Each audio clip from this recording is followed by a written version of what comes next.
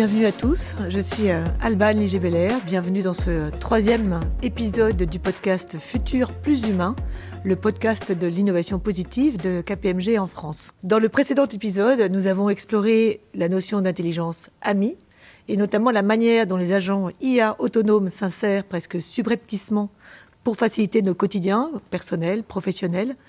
Et aujourd'hui, dans un contexte où les questions de souveraineté technologique prennent une importance croissante, Futur plus humain s'intéresse à l'entreprise puissance, autre tendance phare de notre book de tendance KPMG 2025 sur l'économie des intelligences. Alors, l'accélération de la digitalisation a permis aux géants de la tech de devenir de véritables puissances, avec un poids politique et géopolitique absolument incontestable. Alors que les promesses de l'IA ouvrent des perspectives de croissance inédites, une question devient cruciale. À qui profite ce nouvel ordre technologique ? Et on le voit, les big tech concentrent aujourd'hui plus de 65% du marché mondial du cloud et ont investi près de 100 milliards de dollars en 2024 dans les infrastructures IA. Cette emprise redessine les modèles économiques. L'entreprise qui domine n'est plus celle qui fabrique, mais celle qui structure les réseaux invisibles du numérique, que ce soit les plateformes, les données, les interfaces. Voilà. Et face à ça, nos entreprises, notamment nos entreprises françaises, doivent repenser leur souveraineté, essayer de sortir de la dépendance technologique pour reprendre le contrôle de leur création de valeur. Alors l'entreprise puissance, qu'est-ce que c'est ? C'est l'entreprise qui est capable de reprendre la maîtrise de ses fondations numériques, avec notamment le cloud souverain. C'est aussi celle qui est capable de déployer des IA alternatives, pourquoi pas via l'open source, de manière maîtrisée. Et puis enfin, c'est celle qui réussit à s'organiser en s'appuyant sur des alliances stratégiques. Tout cela ne va pas sans questionnement. Par exemple, comment gouverner ces infrastructures critiques ? Comment garantir la performance, la sécurité, l'éthique dans des écosystèmes hybrides et distribués ? Comment éviter une nouvelle dépendance ? Pourquoi pas qui se déguiserait à travers, ou du moins derrière, cette autonomie ? Évidemment, à tout cela s'ajoute un contexte géopolitique tout à fait particulier avec l'élection notamment américaine qui a induit un bouleversement des rapports classiques des équilibres que l'on avait jusqu'à présent. Alors pour en parler, nous recevons Camille Boulinguet, bonjour, économiste et chercheuse à l'IRIS, où vous dirigez le tout nouvel observatoire géopolitique du numérique et des technologies émergentes. À vos côtés, Tariq Krim. Bonjour. Bonjour.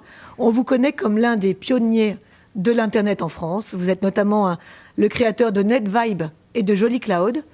Mais vous êtes aussi un militant de la souveraineté numérique avec le mouvement Slow Web et le think tank Cybernetica, au travers duquel vous venez d'ailleurs de lancer le Conseil de la résilience numérique. On y reviendra un peu plus tard.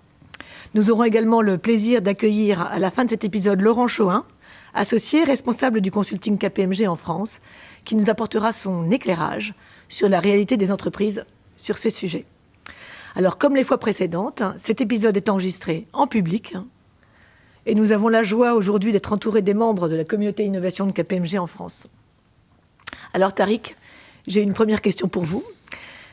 Qu'est-ce qui a changé dans le numérique depuis l'élection de Trump, et notamment le ralliement, ou plutôt peut-être la volte-face des grands noms de la Silicon Valley ? Pourquoi ? Comment est-ce qu'on explique ça ? Je vais vous dire que d'une certaine manière, tout a changé, en même temps rien n'a changé, parce que on pourrait dire que Eric Schmidt, l'ancien patron de Google, était beaucoup plus proche d'Obama et a énormément influencé la politique américaine, peut-être même plus que ne le fait Musk avec Trump. Mais à l'époque, cette politique était feutrée, c'était une domination, mais avec des bons côtés. On se rappelle l'époque quand l'iPhone est arrivé, quand le cloud est arrivé, la simplicité.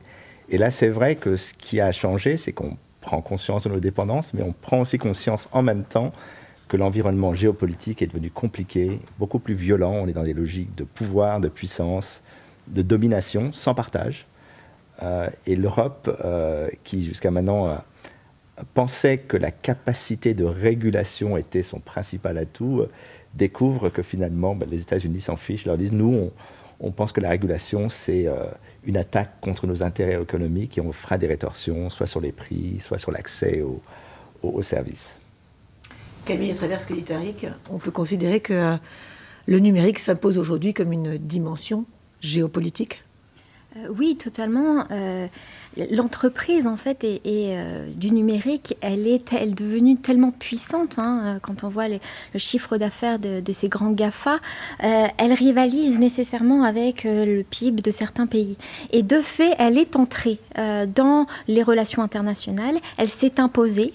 On avait progressivement, puisqu'au début, on avait toujours des diplomates qui étaient en voyage avec des chefs d'affaires, des chefs d'entreprise. Et là, on a vu avec l'élection, notamment la deuxième élection de Donald Trump, l'arrivée de PDG de la tech, comme à l'instar d'Elon Musk, prendre pied dans ce monde-là, ce monde de la diplomatie, qui d'ailleurs, traditionnellement, n'est pas le lieu de l'économie. Normalement, la diplomatie, telle qu'elle est historiquement, est un lieu où on parle de paix, de questions éthiques, sans aborder les enjeux économiques. Et là, on arrive avec un Musk en 2022, proposer, alors que la guerre en Ukraine vient d'exploser, son service de satellitaire aux Ukrainiens.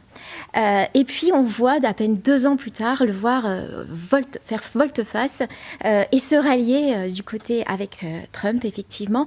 Et on a même eu des fuites avérant qu'il aurait eu peut-être presque des données, des données qui auraient fuité vers la Russie.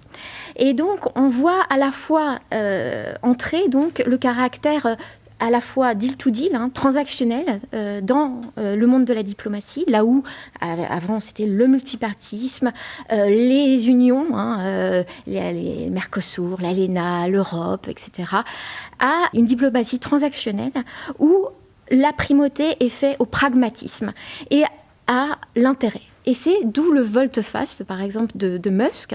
C'est véritablement l'application de cet homo economicus, de l'économie standard, décrit par l'économie standard, à cette sphère diplomatique. Tariq, dans ce contexte, on voit que justement que l'économie, ou du moins l'économie prend le pas presque sur la diplomatie.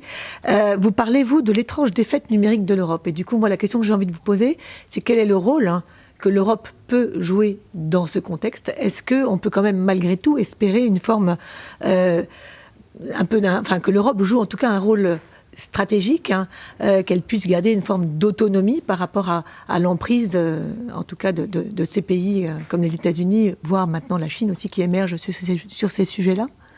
Oui, là, vous faites allusion à un livre qui a marqué toute une génération de militaires sur le fait qu'effectivement, on a la vision que l'on avait avant la Deuxième Guerre mondiale était une vision très abstraite, et en fait, on s'est complètement planté, et la France a perdu en quelques mois parce qu'on n'avait pas compris que les Allemands allaient utiliser de nouvelles technologies.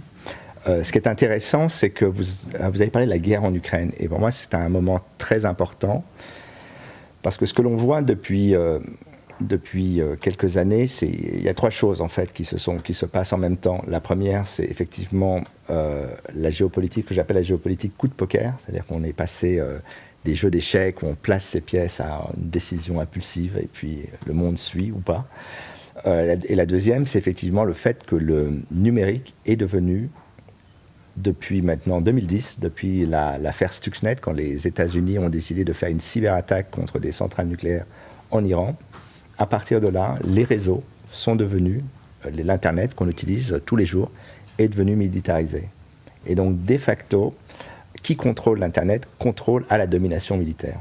Et on l'a vu en Ukraine, où une partie des infrastructures ukrainiennes ont été préservées sur les clouds, notamment d'Amazon et de Microsoft. Et l'Europe, qui a vu ça, et notamment les pays qui sont assez proches de l'Ukraine, j'entends géographiquement en tout cas, comme la Pologne, se sont dit les GAFAM sont une forme d'OTAN numérique, c'est-à-dire qu'on a la protection militaire des États-Unis et la protection numérique des grandes plateformes. Et donc, ce qui est compliqué, c'est qu'à la fois, on devait expliquer aux grandes plateformes, vous ne pouvez pas tout faire. Et il y a des règles, d'ailleurs, il y a le DMA, le DSA, le RGPD, mais en même temps, on a besoin de vous au cas où il y a un problème. Et ce qui est intéressant, c'est que quand Trump, effectivement, est arrivé, il a dit non, tout ce qu'on vous a déjà, il a dit l'OTAN, je ne suis pas sûr que ça continue si vous ne payez pas. Et donc, cette incertitude en Europe, qui n'a pas été prévue, c'est-à-dire que nos dirigeants européens ont absolument tout prévu, sauf le fait que les États-Unis allaient peut-être se retourner contre leurs intérêts primaires, que ce soit en défense, que ce soit en énergie, puisqu'aujourd'hui on est dépendant du gaz américain, après avoir été dépendant du gaz russe, donc on a juste changé de dépendance. Et évidemment, l'Ukraine nous a appris une chose, c'est que si vous n'avez pas le réseau sur le terrain de combat, vous ne pouvez pas faire fonctionner les drones, les appareils. Donc aujourd'hui, l'accès au réseau, l'accès à la connectivité avec Starlink est devenu un élément essentiel. Et donc pour ces 3 raisons, le fait donc qu'on n'a pas compris que la guerre numérique était devenue une réalité, que la guerre informationnelle, qui est la continuité, donc avec la désinformation, les ingérences, mais également maintenant une forme de, je ne vais pas dire de chantage, mais de conditionnement où quand Donald Trump dit « vous, Européens, vous allez payer », ce qu'il faut comprendre, c'est qu'on va payer pour les armes conventionnelles, mais on va aussi payer pour le numérique, pour la cybersécurité, donc pour cette présence. Donc on a un véritable changement qui n'a pas été anticipé. L'Europe aujourd'hui doit apprendre à se repositionner. La question c'est est-ce qu'on a le temps de le faire ou pas? Camille, dans ce contexte, est-ce que vous pensez, notamment à travers les travaux de recherche que vous menez, que l'Europe peut encore jouer un rôle stratégique, défendre une forme d'autonomie? On parle beaucoup de la régulation comme un levier, mais est-ce que c'est suffisant? Est-ce qu'il y a d'autres armes qu'on peut envisager par rapport à cette guerre commerciale? C'est une très bonne question. Alors, il faut remettre ça dans une temporalité un peu plus longue. Quand vous voyez, par exemple, que la Chine a lancé, à l'arrivée de Xi Jinping en 2013, 2 ans plus tard, son Made in China. Un vaste plan qui visait à faire de la Chine, qui était alors l'usine du monde, justement une centralité économique et numérique. Elle a fait dans ce plan de l'IA une arme au service de sa croissance. Et ce plan est depuis 2015. Les États-Unis, avec les GAFA, c'est la question d'intelligence artificielle et à peu près, depuis de 15 ans dans les tiroirs.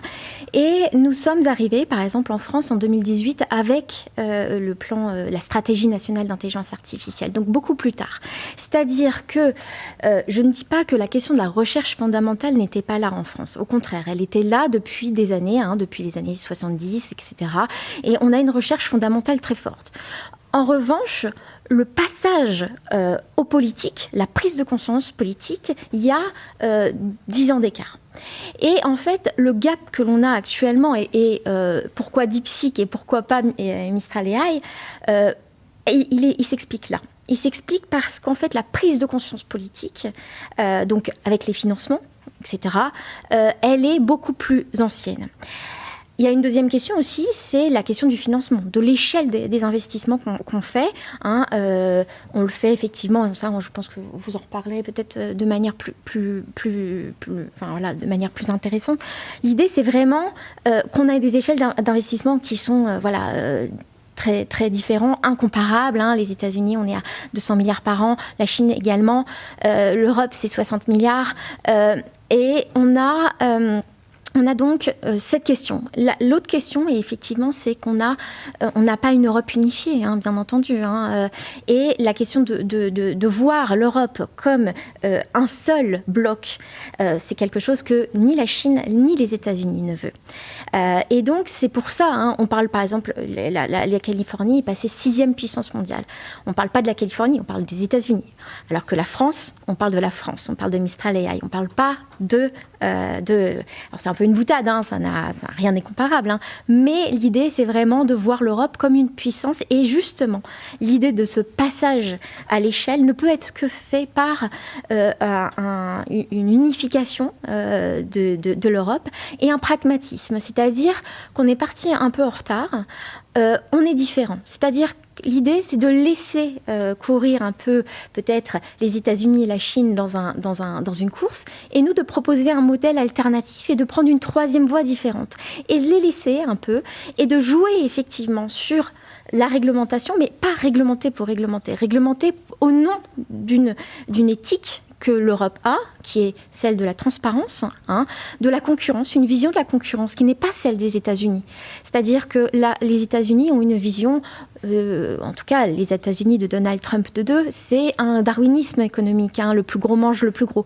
L'idée, c'est justement en Europe d'une concurrence où en faveur du consommateur, de l'éthique, du respect de ces données, par exemple, des prix aussi, de choix des prix. Et donc, on a une concurrence et un droit de la concurrence qui doit s'affirmer, notamment au niveau européen. Il est déjà affirmé, il est là, on a les outils. Et puis, effectivement, il me semble que c'est comme ça qu'on peut, pas rivaliser, mais en tout cas proposer une troisième voie. Tariq, Camille mentionnait DeepSeek, le nouvel arrivé en matière de LLM chinois cet hiver. Comment est-ce que vous voyez les choses ? Est-ce que, typiquement, c'est quelque chose... Alors, on comprend que l'Europe n'aurait pas forcément pu lancer ça, mais quel message, en tout cas, ça peut adresser à nous, en tant qu'entreprise européenne et à l'Europe en général ? Comment est-ce qu'on peut peut-être, justement, se dire que c'est une source d'inspiration, voire d'opportunité Je crois que la question chinoise dans la technologie, alors on parle de l'IA, mais on pourrait parler des voitures électriques, on pourrait parler de quasiment tout, est fascinante parce que d'une certaine manière, la Chine a fait ce qu'on aurait dû faire et qu'on a arrêté de faire. Je rappelle toujours qu'en 1993, suite à un voyage en France, Al Gore, d'un de leurs conseillers, Al Gore et Bill Clinton lancent les autoroutes de l'information. Et en fait, en lançant les autoroutes de l'information, lance la réindustrialisation des États-Unis, puisque le numérique est la réindustrialisation. Nous, l'Europe, son focus essentiel, c'était le diesel propre. Et on a vu ce que ça donnait des années après, avec les patrons des grandes firmes qui avouent avoir bidouillé les chiffres.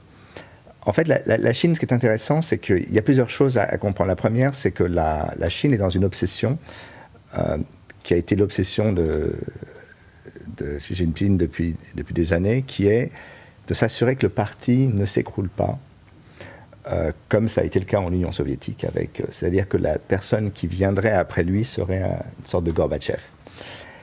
Et donc, il a eu une vision extrêmement politique, et en faisant ça, il a totalement mis de côté l'aspect économique. Il a d'ailleurs, on l'a vu, il a enfermé certains, il y a le patron d'Alibaba, il y a eu des choses assez drastiques. Et il a compris, en fait, qu'il a besoin de l'économie parce que son pays a besoin de l'économie. Et la situation de la Chine est intéressante, c'est que d'abord, elles sont capables de produire absolument tout. On sait faire des choses, y compris des choses complexes. Les produits les plus complexes que l'on achète aujourd'hui sont fabriqués en Chine. Ça veut donc dire que c'est plus des produits bas de gamme. D'ailleurs, entre parenthèses, ce qui a de la valeur aujourd'hui n'a de valeur que parce que c'est complexe. Un iPhone, la puce Nvidia de dernière génération sont des produits extrêmement complexes. On ne sait plus faire des choses complexes en Europe, on ne sait plus faire de batterie, on sait plein de choses qu'on a laissé tomber.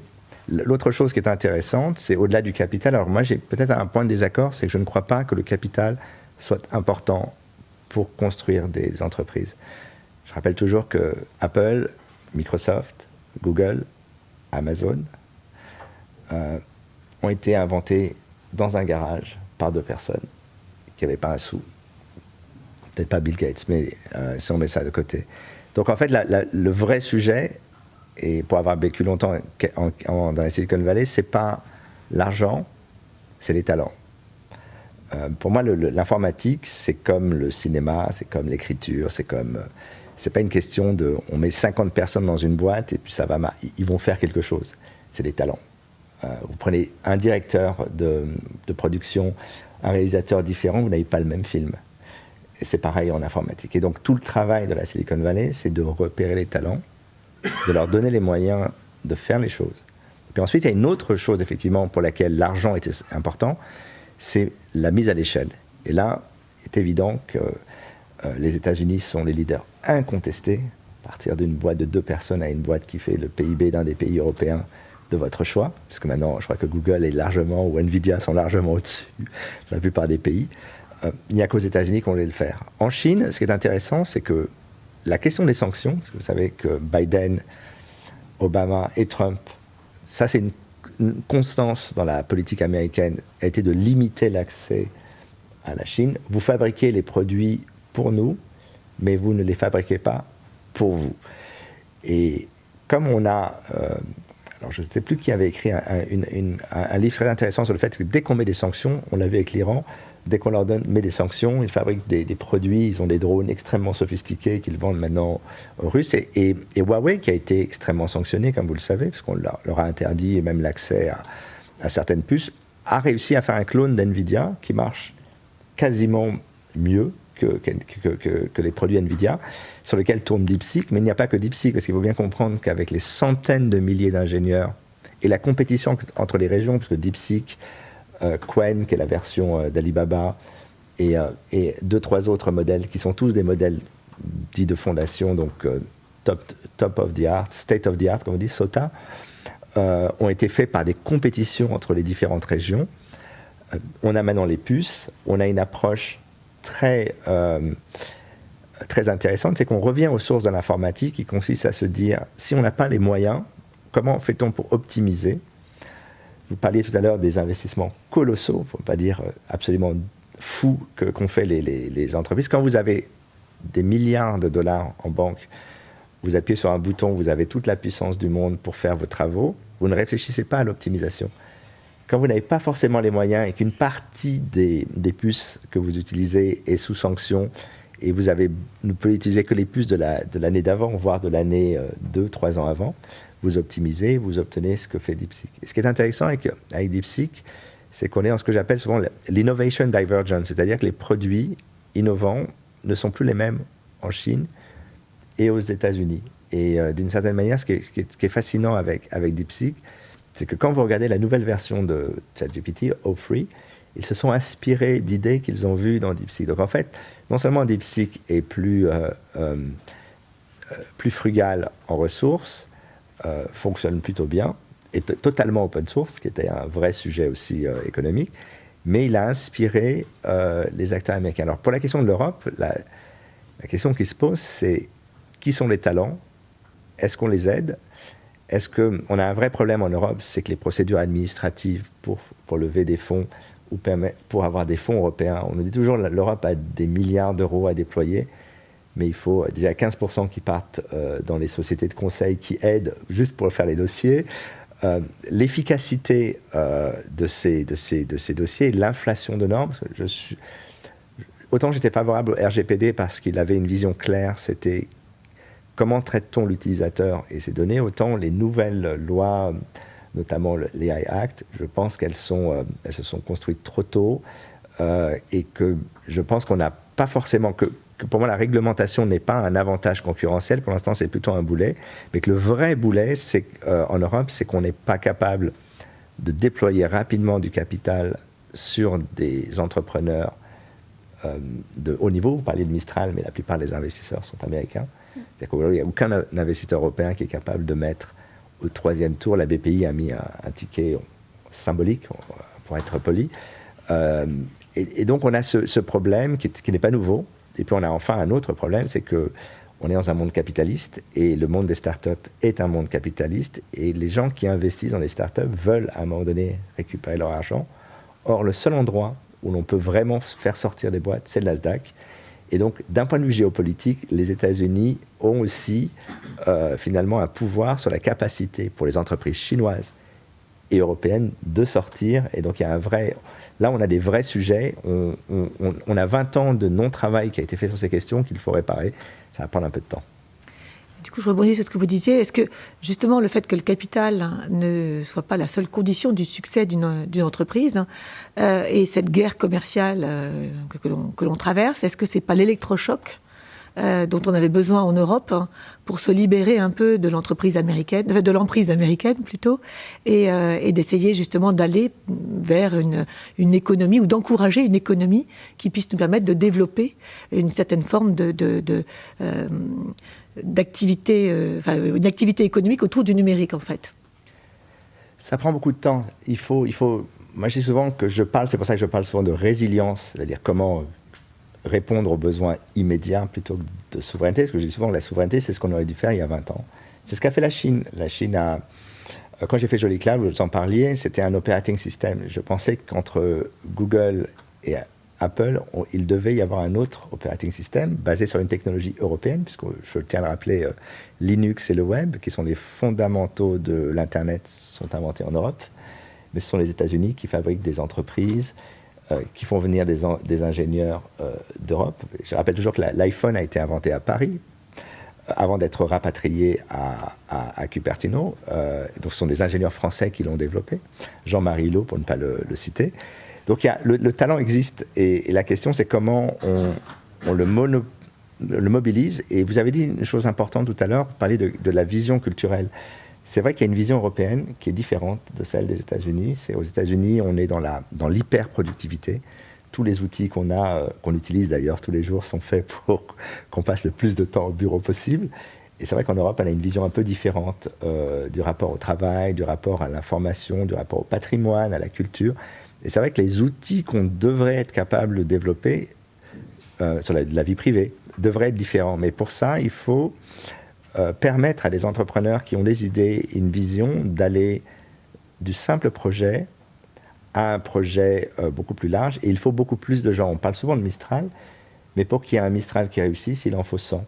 Et donc, il faut aussi investir dans les autres. Il faut aller beaucoup plus largement et permettre à des ingénieurs, des entrepreneurs, des développeurs, des designers, des gens de business, des pays en Europe, de reconstruire ces relations. Parce que à la fin, ce sont des gens qui fabriquent ces entreprises. Et pour qu'elles existent, il faut que ces gens se rencontrent. Ensuite, rencontre du capital, et puis ensuite, c'est très important, soit acheter, parce qu'on a un autre problème, qui est qu'on n'aime pas acheter ce qui est européen, on préfère ce qui est américain, même quand ce qui est européen est parfois meilleur ou équivalent. Donc ça, c'est un autre sujet. Souvent plus cher, mais... Camille, justement, qu'est-ce qu'il serait opportun, ou qu'est-ce qu'il faudrait que l'Europe mette en place ou encourage, que ce soit sur l'IA, le cloud et les infrastructures, voire même sur les semi-conducteurs, pour justement favoriser les entreprises dans le développement de ces écosystèmes, en fait? Je rejoins totalement Tariq sur tout ce qui est question de talent. L'Europe a des talents. L'Europe a des universités qui sont compétentes, pour la plupart gratuites. Et ça, c'est quelque chose qu'il faut chérir. Quand on voit le système américain, qui est l'éducation américaine, qui est en train de se délabrer actuellement, il faut dire les mots.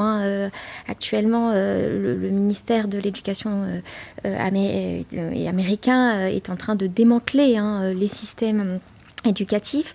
Donc là, on a quelque chose à jouer, une carte à jouer, d'autant plus qu'on sait très bien que le système éducatif chinois est, pour le coup, de manière très, très, très différente de celui européen, mais pour le coup, il fonctionne. Donc, il peut sortir des talents. Donc, l'idée, c'est vraiment capitaliser là-dessus, il me semble. On a vraiment et c'est ce que, les appels à faire venir les cerveaux de ces derniers jours vont dans ce sens, même si effectivement il y a d'autres questions qui se posent, notamment financer les laboratoires. On sait très bien que les questions d'appel d'offres, de financement de la recherche ne sont pas forcément les mieux en Europe par rapport aux États-Unis, où quand vous voyez les budgets de Yale, de Harvard, c'est incomparable à Saclay, malheureusement. Mais l'idée, c'est vraiment de pouvoir chérir ce tissu universitaire. Et puis, effectivement, après, inciter, et c'est la conversation qu'on avait tout à l'heure, à ce que ces talents restent dans le cercle européen et n'aillent pas finalement dans des boîtes américaines. Et ce n'est pas uniquement une question de salaire. On ne parle pas, il y a quelque chose derrière, c'est-à-dire de l'ordre de l'éthique, du sens qu'on met dans notre travail, qui est important.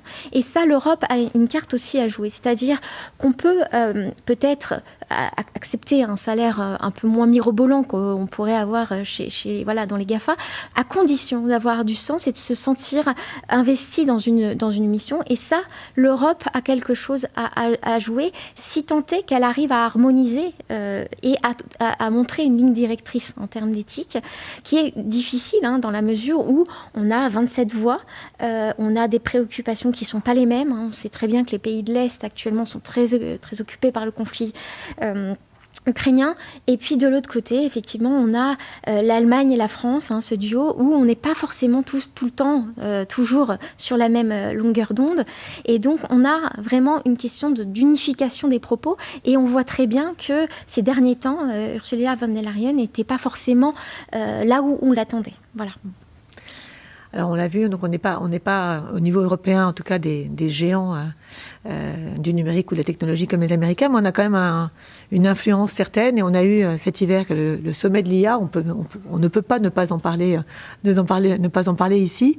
Et je voulais avoir un peu à tous les deux votre sentiment sur ce sommet. Qu'est-ce qu'il a généré? Quel est le bilan? Alors c'était le deuxième sommet de ce type. Il y en avait eu un en Écosse un an auparavant, aussi quelques mois auparavant. Qu'est-ce que ça a généré? C'est une première brique. Voilà, un peu avoir votre analyse de ce premier sommet et un petit bilan, si c'est possible. Je vais commencer. Alors, c'est vrai qu'il fait suite à un sommet qui avait été organisé au Royaume-Uni sur les questions de cybersécurité et de défense. Le sommet français et non le sommet européen. Et peut-être qu'il aurait dû s'appeler européen et non français pour pouvoir justement asseoir l'unicité de l'Union. Est allé sur des thématiques peut-être moins identifiées, telles que l'inclusion, les questions d'inclusion, de diversité, qui sont pour autant essentielles. C'est pas le propos, mais il y avait une approche plus transversale qui faisait qu'on identifiait moins en termes de marketing purement les enjeux qui allaient être développés. Donc ça c'est la première chose. La deuxième chose, effectivement, que c'était, on a essayé, la France, dans sa elle a voulu faire un accord de Paris quelque part et essayer de poser les bases d'une éthique d'une intelligence artificielle. C'est assez chevaleresque, on va dire, mais on a eu un loupé parce qu'effectivement le contexte géopolitique est très difficile. On avait l'arrivée de Donald Trump, on avait la Chine, donc des camps qui étaient éminemment distants en termes de vision de l'IA, de l'éthique, etc., qui sont très très opposés. Et donc aller sur ces questions d'inclusion et d'éthique était peut-être un peu risqué, et il fallait effectivement, c'était quasiment annoncé. Alors, il ne faut pas dire que c'est un échec, parce que la France a monté quand même un grand sommet, etc. Mais il y a eu quelque part un loupé, et puis le loupé dans les annonces aussi de financement, notamment au niveau de la France. L'idée aurait été peut-être de montrer un plan européen, et pas une part de financement qui était très largement financée par les pays des Émirats du Golfe. Peut-être que quelque chose montait avec la Banque européenne, la Banque centrale européenne, ou quelque chose de plus européen aurait été peut-être plus à propos. Tariq, c'est votre sentiment rapidement? Moi, j'ai l'impression que quand le sommet a été réfléchi et pensé et qu'on a commencé à le structurer, on était persuadé que Kamala Harris allait gagner. Et donc, on l'a un peu orienté dans une logique de continuité de la politique Biden, d'inclusion.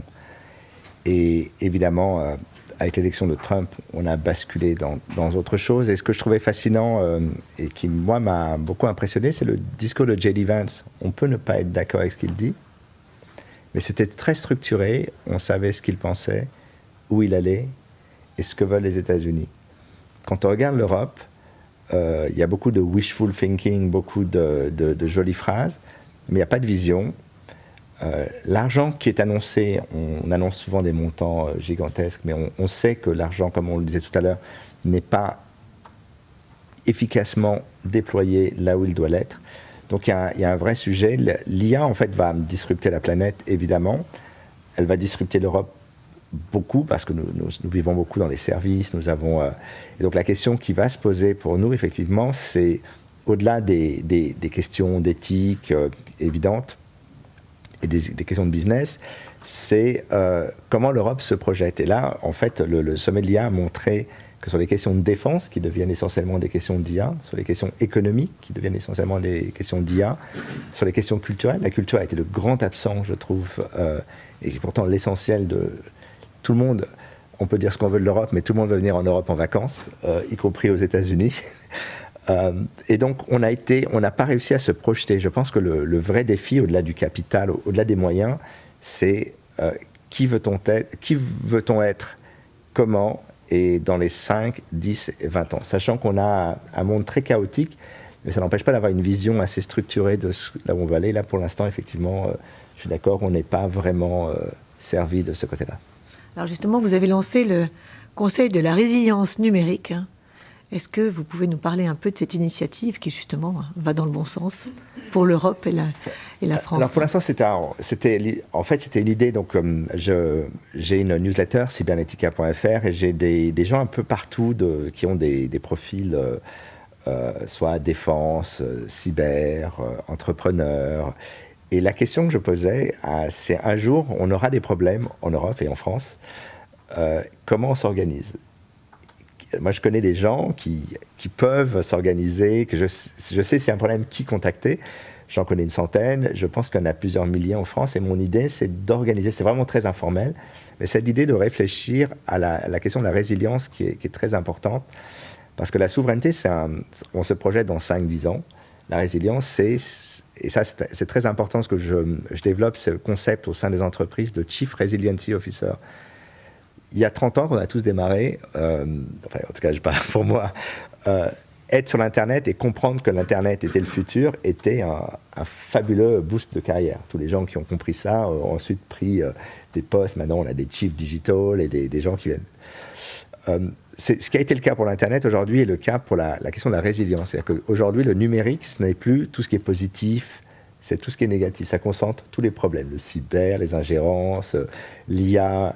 Et donc, la vraie question qui va se poser à la fois pour les organisations, mais aussi pour les États, c'est comment on s'assure que malgré tout ça, on continue d'opérer, malgré tout ce qui se passe, d'anticiper, de prendre en compte les problèmes et ne pas se retrouver, en fait, pour le dire simplement, si une entreprise se fait attaquer, elle se fera attaquer. La question ne se pose pas. La question, c'est que si elle se fait attaquer et qu'elle n'a pas prévu, émis son personnel, former son personnel à reprendre son activité le plus vite possible, et pas uniquement technologique, ça peut être en cas d'attaque informationnelle ou autre, des tarifs, puisqu'on a maintenant des problèmes un peu partout au niveau économique et géopolitique. Pour moi, ça va être l'essentiel. Et donc, l'idée aujourd'hui, c'est d'apprendre, parce qu'on c'est dans un monde au bord du chaos, apprenons ensemble. C'était un peu la baseline. Donc voilà, je crois que la question de la résilience va devenir clé dans les organisations, et la personne qui aura pour but de coordonner tout cela sera, à mon avis, une des personnes clés des entreprises des 5-10 prochaines années. Voilà. La puissance de la résilience par le collectif, alors, en fait. Absolument. La résilience, de toute façon, ne peut être que collective. Ça ne peut pas être que quelques personnes qui ont les clés, et si elles ne sont plus là, ou s'il y a un problème, évidemment, ça ne marche plus. C'est un travail collectif, mais je crois que c'est une façon de réapprendre. Moi-même qui réapprends, parce qu'on est dans un monde nouveau, même si on connaît la technique, même si on connaît les choses, on a l'impression de réapprendre. Une forme d'humilité qu'il faut avoir par rapport à ça. Et je crois que c'est intéressant, parce qu'on a, dans les 10 ans qui viennent, on a beaucoup de choses à réapprendre. Alors justement, j'ai une dernière question en conclusion, avant de passer à Laurent. Comment est-ce que vous vous projetez, si jamais on avait cette même discussion dans 2 ans, donc c'est un petit peu de prospective à l'image de ce qu'on fait de ce qu'on cherche à faire dans le bout de tendance. Si on avait cette même discussion dans 2 ans, en 2027, est-ce que, quel serait votre propos? Est-ce qu'on aurait avancé? Et puis un peu comment? Voilà, assez rapidement, parce que je sais qu'on arrive au bout du temps imparti, mais avoir un peu un éclairage, un peu une vision de la manière dont vous voyez les choses pour les 2 ans à venir. On a eu en début de l'année une espèce de bulle médiatique sur sur ces grands LLM, toutes ces ChatGPT, etc. Je pense qu'à l'avenir, cette bulle médiatique a un peu occulté tout ce qui est les SLM, qui sont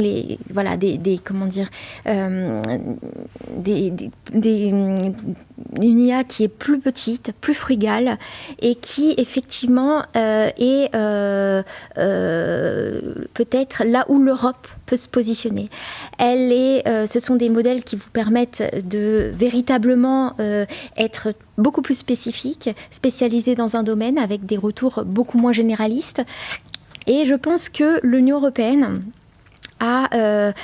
qui a davantage misé là-dessus, pourrait peut-être se frayer un chemin là.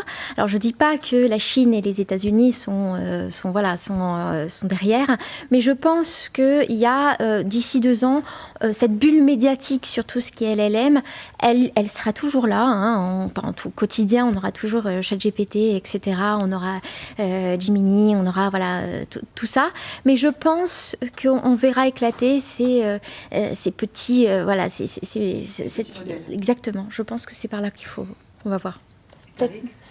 Je travaille beaucoup sur les petits modèles et on a un problème, c'est que aujourd'hui les grands modèles sont bien meilleurs et on dit souvent si on a une IA spécialisée par rapport à une IA, je dis souvent si on envoie quelqu'un à Harvard et au MIT, plutôt que de faire juste un CAP de plomberie, c'est peut-être mieux d'avoir le modèle le plus qui marche le mieux. Et malheureusement, aujourd'hui, les grands modèles dominent. Maintenant, si on se projette dans 2 ans au-delà de l'IA, il y a clairement une bulle économique, il va y avoir des perdants. La question qui se pose aujourd'hui, c'est quels sont les besoins. Et je pense que l'Europe n'a pas encore fait ce travail. Quels sont nos besoins en termes militaires, en termes de drones, en termes de réseaux, en termes de edge. Il nous faudrait 10 ans pour faire l'équivalent de Starlink. C'est pas très dur. Le problème qu'on a, c'est les lanceurs. C'est la force d'Elon Musk, c'est qu'il peut envoyer les satellites. Nous, on sait les fabriquer, mais on n'a pas forcément les lanceurs pour le faire. Il y a tout un travail à faire sur quelles sont les choses dont on a besoin, quels sont les moyens à notre disposition. On l'a bien vu avec les Jeux Olympiques et Notre-Dame, quand on a défini le temps imparti, l'argent et les bonnes personnes, on avance. Et là, je pense que ce sont des sujets qui vont nécessiter ces 3 choses. Et pour l'instant, l'Europe est encore un peu dans une phase de brainstorming. Et ce que j'espère, c'est que d'ici 2 ans, on aura mis tout ça en ordre de marche. Voilà. Tariq et Camille, merci pour cet éclairage passionnant. Maintenant, j'accueille Laurent Chohin.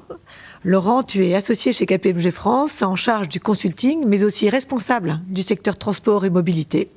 Et tu accompagnes donc les entreprises dans leur transformation. Alors, on l'a vu, Tariq et Camille ont souligné la domination des acteurs américains et chinois sur les briques technologiques qu'on appelle le full stack, de l'IA au cloud. Est-ce que on constate quand même une évolution des entreprises françaises, voire européennes, sur ces sujets-là, en tout cas vers une meilleure maîtrise de ces technologies? Qu'est-ce qu'elles mettent en place sur ces sujets pour pouvoir arriver à être moins dépendantes, en fait? Écoute, je pense que c'était un débat vraiment absolument passionnant et merci beaucoup. C'était vraiment d'un très, très, très haut niveau, très intéressant. Ce qu'on voit auprès de nos entreprises, en effet, c'est un constat, une prise de conscience. Je crois que ça a été suffisamment dit. Alors, on se rend compte tout à coup que l'entreprise est aussi politique. Et c'est certainement ce que l'élection de Trump nous apprend. On avait finalement accepté, et nous, KPMG, on a accompagné nos clients dans ce grand mouvement de la mondialisation. On avait accepté de dire, voilà, il y a des parties du jeu qu'on va déléguer à d'autres, sans remonter à Ricardo au 19e siècle, mais c'est quand même ça aussi, les avantages comparatifs. Et d'ailleurs, je pense qu'il faut le garder en tête, c'est important. On avait accepté de dire, voilà, il y a tout un tas de choses qu'on va déléguer, pensant qu'en fait, ces entreprises, quelles qu'elles soient, américaines, chinoises, etc., n'étaient pas nécessairement politiques, ou n'avaient pas des visées, en tout cas, de préemption au-delà d'un monde business. Et on se rend compte tout à coup que nos enjeux de souveraineté sont touchés. Alors, ça ne va pas se faire en en quelques mois, c'est ce que vous disiez Tariq. Donc oui, les grandes entreprises françaises, européennes prennent pleinement conscience de tout ça. Elles sont en train de revoir aujourd'hui leur chaîne de valeur, leur modèle stratégique, les possibilités de quelque part de réversibilité aussi, de multi-sourcing sur le cloud, sur les infrastructures, ça c'est absolument clé. Ça va prendre un peu de temps, et ça prend d'autant plus de temps dans un monde qui est très disrupté, et comme le disait Tariq, on est dans un monde, j'aime beaucoup l'expression, poker, et où en fait on ne sait pas bien si ce qui est dit aujourd'hui sera toujours vrai demain. Et modifier ces schémas stratégiques, modifier ces chaînes logistiques, ces sourcing énergétiques, etc., ça ne prend pas 3 mois, ça ne prend pas 6 mois. Donc voilà, c'est un peu là où on en est aujourd'hui auprès de nos clients, à la fois une prise de conscience très forte et en même temps, pour l'instant, pour beaucoup, un côté un peu puzzled face à un terrain qui est encore très très nébuleux. Bon, mais c'est le rôle aussi de cabinets comme le nôtre d'essayer d'éclairer le chemin là-dessus. Alors, on se rassure au niveau européen, et notamment en France, en disant que l'open source peut être une alternative qui permettrait de contrer l'hégémonie des big tech, notamment, je crois que Tariq mentionnait tout à l'heure Mistral AI, et puis plus historiquement, il y a eu Linux. Mais finalement, est-ce que, d'un point de vue stratégique, ce type de solution, ce type de stratégie d'aller miser sur l'open source permettrait malgré tout à nos entreprises de rester crédibles et de devenir une puissance économique et technologique suffisamment conséquente pour faire face notamment à l'hégémonie américaine et puis à la concurrence chinoise. Oui, alors dans un monde où on se dit qu'à la fin tout le monde se veut du bien, l'open source c'est quelque chose de très intéressant parce qu'on peut se dire qu'en effet, il y a des choses très ouvertes, très partagées. Ça permet pour nous Européens qui sommes très attachés quand même à ces notions de traçabilité, d'éthique, de confiance, de savoir finalement qu'est-ce qu'il y a dans le code. Ça c'est absolument quelque chose de clé. Bon, ça permet aussi évidemment d'économiser des coûts de licence, d'une certaine manière. Donc c'est intéressant aussi. Bon, en contrepartie, on a peut-être un peu plus de coûts de lien entre ces systèmes open source et les propres systèmes propriétaires de nos entreprises. Bon, ça ne sera pas la recette complètement miracle, mais ça peut être une des voies pour pouvoir être un peu moins dépendant. Je pense que ce n'est pas la seule. Ça demande aussi de revoir un peu ces modèles open source. On a parlé beaucoup de financement, qui est un grand sujet en Europe. Voilà, comment ces modèles peuvent aussi être financés de manière pérenne, durable. Voilà, c'est aussi un enjeu par rapport à cette voie qui est une parmi d'autres, je pense. Ouais, justement, on parle de plus en plus de souveraineté entrepreneuriale au niveau des entreprises. Au-delà des acteurs du cloud et de la tech, est-ce que tu as notamment des illustrations d'entreprises françaises qui sont volontaristes, qui sont bien positionnées sur ces sujets du numérique et qui peuvent nous aider à nous projeter et qui incarnent déjà un peu finalement cette forme de souveraineté vers laquelle on souhaite tendre? Alors je pense pareil, si je fais un petit pas de côté juste 2 secondes, je pense qu'on a tendance à beaucoup se déprimer aussi parfois. Il ne faut pas non plus toujours se renverser un seau de cendre sur la tête. C'est vrai, quand on regarde le CAC 40, quand on regarde les grands indices boursiers européens, on est beaucoup plus dans une économie des actifs matériels qu'immatériels. Voilà, je crois que c'était il y a quelques semaines, Hermès est devenu la première capitalisation en bourse. Et comme vous le disiez Tariq, avec les vacances, c'est pareil. Tout le monde dans le monde rêve de s'acheter un jour un sac ou une étole Hermès. Voilà, ça fait partie des choses qui font rêver. Et donc, c'est aussi des choses où on est extrêmement puissant. Donc, il ne faut pas oublier ces éléments. Derrière ces notions de puissance, moi, je trouve que c'est intéressant aussi. La puissance, voilà, là, on est très disrupté et il y a des enjeux un petit peu de captation, de prédation peut-être à certains endroits. À un moment ou à un autre, la puissance, c'est aussi une responsabilité. C'est aussi une responsabilité. La puissance, c'est Frédéric Ancel qui le citait dans un de ses ouvrages récemment. La puissance, qu'est-ce que c'est ? C'est être capable de faire, c'est être capable de faire faire, c'est être capable d'empêcher de faire, c'est être capable de renoncer à faire. Et si on prend l'analogie avec la puissance militaire, il disait, voilà, les États-Unis sont capables de mener, par exemple, 2 guerres à haute intensité en parallèle. Ils sont capables d'empêcher de faire certaines choses. Nous, en France, avec notre armée bonsaï, on est capable de faire la même chose, mais à un plus petit niveau. Et je pense que sur l'économie, c'est pareil, en fait. On est aussi une économie puissante, mais peut-être pas, en effet, à une échelle aujourd'hui aussi large que les GAFAM ou les BATX. Mais voilà, il faut qu'on retrouve ces chemins. Je parlais tout à l'heure de Ricardo, je pense que c'est hyper important de revenir aux avantages comparatifs. L'IA, elle va quand même être au service de quelque chose. Hein, l'IA, ça ne peut pas être juste l'IA pour l'IA, ça ne peut pas être juste pour que l'être humain soit plus fainéant demain, qu'il passe sa vie devant Netflix. Voilà, je ne suis pas persuadé que ce soit un modèle qui soit très porteur, en tout cas pas en Europe. Hein. Et donc, Camille, vous le disiez aussi, je pense qu'il y a un vrai chemin. Moi, j'aime bien cette idée de, finalement, votre fable de La Fontaine, là, et les laisser courir et trouver notre voie à nous. Performance et responsabilité. Et ce qui est aussi le modèle économique européen, hein, si on revient au traité de Rome, pareil, en 1958, hein, ça s'est fondé autour de ça. Je pense qu'il y a une vraie éthique de la responsabilité et il y a aussi ce besoin qui est cherché. Hein, autre analogie, moi j'étais dans un meeting récemment à l'international, un meeting d'associés de KPMG. J'étais avec des associés saoudiens qui, à la fin du meeting, me disent « Je vais partir en Espagne, à Valence, parce que j'y ai un appartement. » Je dis « Tiens, pourquoi ? Pourquoi ? Parce que je peux avoir un passeport européen. » Hein, et quand je suis saoudien, hein, et c'est vrai pour plein de pays, je pense que c'est vrai pour beaucoup de pays dans le monde, avoir un passeport européen, ça a énormément de valeur. Donc je pense qu'il faut aussi être conscient de notre propre puissance, et pouvoir en jouer et trouver des chemins par rapport à ça. Le monde est très disrupté aujourd'hui, ça va durer un temps. Il y aura certainement à court terme des gagnants, des perdants. Il faut nous trouver notre voie et je pense la défendre et pas chercher en effet à courir après quelque chose qui est déjà un peu loin pour nous, certainement. Merci Laurent pour cette note d'optimiste qui apporte un éclairage positif en conclusion de cet échange. Merci encore une fois à nos intervenants. C'est ainsi que se termine cet épisode. Tariq, je voulais rappeler qu'on retrouve vos analyses et le conseil de la résilience numérique sur le site de Cybernetica.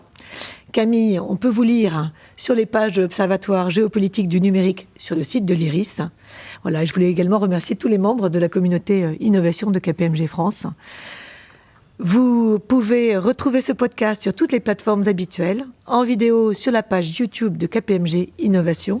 Vous pouvez aussi télécharger notre book de tendance 2025 sur le site de KPMG en France. Le lien sera dans les notes de l'émission. Merci à tous et à très bientôt.